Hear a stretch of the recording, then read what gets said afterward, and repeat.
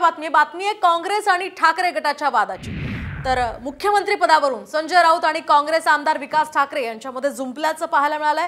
विदर्भात जास्तीत जास्त जागा मिळाल्यास नाना पटोले हे मुख्यमंत्री पदावर असतील आणि तसा दावाच ठाकरे यांनी केलेला आहे। तर अशी वक्तव्य नाना पटोलेंना अडचणीत आणणार असल्याचं प्रत्युत्तर ठाकरे गटाचे खासदार संजय राऊतांनी केलंय।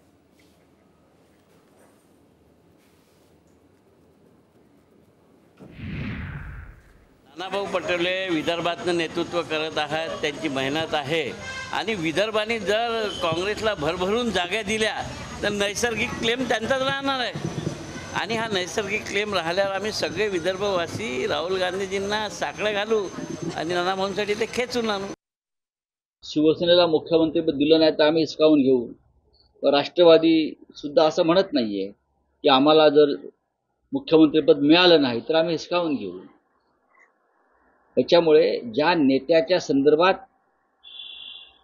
अशा प्रकारचं वक्तव्य केलं जातं त्या नेत्याला अशी वक्तव्य अडचणीची ठरू शकतात।